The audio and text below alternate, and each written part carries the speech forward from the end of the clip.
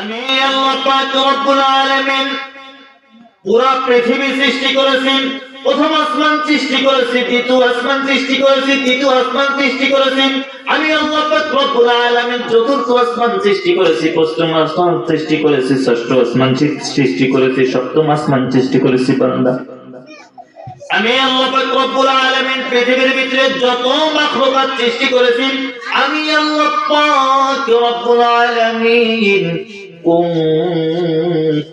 কোন শব্দ দ্বারা দুনিয়াটা বানাইছি। কথা বলুন ঠিক কিনা? ঠিক। আল্লাহ পাক রব্বুল আলামিন বলতেছেন, বান্দারে কোন দ্বারা আমি আল্লাহ পাক রব্বুল আলামিন দুনিয়াটা বানাইছি। কোন অর্থ হচ্ছে নির্দেশ। কিসের দ্বারা দুনিয়াটা বানাইছে? কার দ্বারা? কোন দ্বারা? কোন অর্থ হচ্ছে নির্দেশ। দুনিয়াটা বানাইছে আল্লাহ কিসের দ্বারা? নির্দেশের দ্বারা। আর আল্লাহ পাক বলতেছেন, বান্দা আমি আল্লাহ পাক রব্বুল আলামিন তোমাদেরকে মানুষ বানাইছি, ইনসান বানাইছি। আমি আল্লাহ পাক রব্বুল আলামিন তোমাদেরকে বানানোর জন্য আমি আল্লাহ পাক রব্বুল আলামিনের কুদরতি হাত, তার স্পর্শ আছে তোমাদের শরীরের মধ্যে। পৃথিবী বানাইছি আমাকে লাগে নাই, আমি শুধু নির্দেশ করেছি পৃথিবী হয়ে গেছে। কিন্তু তোমাদেরকে আমি আল্লাহ পাক রব্বুল আলামিনের নির্দেশের দ্বারা বানাই নাই, আমি আল্লাহ পাক রব্বুল আলামিনের কুদরতি হাত দ্বারা তোমাদেরকে আমি সৃষ্টি করেছি। আল্লাহ পাক রব্বুল আলামিন বলতেছেন, বান্দারে আমি আল্লাহ পাক রব্বুল আলামিন তোমাদেরকে নির্দেশের মাধ্যমে বানানোর পর, আমার কুদরতি হাত দ্বারা তোমাদেরকে বানানোর পর তোমাদেরকে ইনসান বানাইছি। তোমরা ইনসান হওয়ার জন্য কখনো কোনোদিন আমার কাছে তোমরা দোয়া করো নাই। তোমাদেরকে আমি আল্লাহ পাক রব্বুল আলামিন আদর করে, মায়া করে, ভালোবেসে দুনিয়ার ভিতরে ইনসান হিসেবে বানাইছি। বান্দা, ইনসান হিসেবে বানানোর পর আমি আল্লাহ পাক রব্বুল আলামিন ইনসান হিসেবে বানানোর পরে এখানেই শেষ করে দেই নাই। আমি আল্লাহ পাক রব্বুল আলামিন ইনসান হিসেবে বানিয়ে যে শেষ করে দিয়েছি তাই নয়, আমি আল্লাহ পাক রব্বুল আলামিন তোমাদেরকে শেষ জামানার পয়গম্বরের উম্মত হিসেবে পাঠাইছি। জোরে বলেন ঠিক কিনা? ঠিক। হুজুর উপরে আসেন। না, এই যে উপরে আসেন, এই যে চাদর আছে, গায়ে আরামে বসে থাকেন। আসেন। তো আল্লাহ পাক রব্বুল আলামিন আমাদেরকে মানুষ হিসেবে বানাইছে, তারপরে শেষ জামানার পয়গম্বরের উম্মত হিসেবে বানাইছে। কথা বলুন ঠিক কি? ঠিক। কারণ বিশ্বনবী হাদিসের ভিতরে বলেছেন যে আল্লাহ পাক রব্বুল আলামিন কিয়ামতের ময়দান কায়েম হয়ে যাওয়ার পরে যখন জান্নাতের গেট খোলা হবে, কখন জান্নাতের গেট খোলা হবে?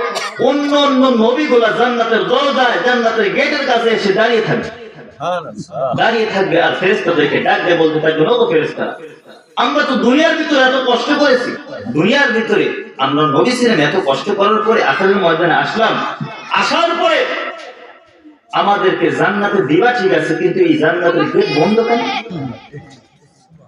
সেদিন ফেরেশতারা ডাক দিয়ে বলতে থাকবেন, ওগো পয়গম্বররা, আপনারা ভালো করে শুনুন, শেষ জামানার পয়গম্বর যতক্ষণ পর্যন্ত না আসবে আল্লাহ পাক রব্বুল আলামিন জান্নাতের গেট খুলবে না। সুবহানাল্লাহ।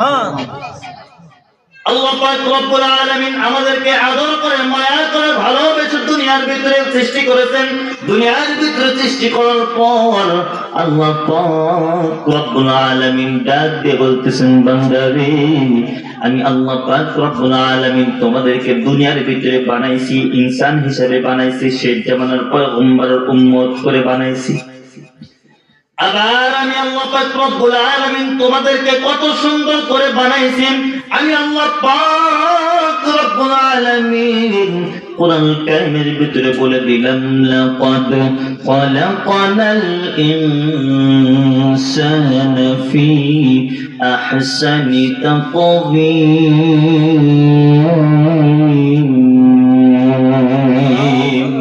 আল্লাহ পাক রব্বুল আলামিন ডাকতে বলতেছেন, বান্দারে আমি আল্লাহ পাক রব্বুল আলামিন পৃথিবী সৃষ্টি করেছি, আসমান সৃষ্টি করেছি, জমিন সৃষ্টি করেছি, তামাম মাখলুকাত সৃষ্টি করেছি। আমি আল্লাহ পাক রব্বুল আলামিন তাদের ভিতরে তোমাদেরকে ইনসান হিসাবে যে বানাইছি, ওই চন্দ্রের চাইতেও তোমাদেরকে সুন্দর করে বানাইছি, ওই আসমানের চাইতেও তোমাদেরকে সুন্দর করে বানাইছি, ওই জমিনের চাইতেও তোমাদেরকে সুন্দর করে বানাইছি। এর বান্দা, পৃথিবীর ভিতরে যা কিছু সৃষ্টি করেছি না কেন, তার ভিতরে সবচাইতে সুন্দর করে তোমাদেরকে বানাইছি। তাহলে আমাদেরকে কেমন করে বানাইছি? সুন্দর করে বানাইছি।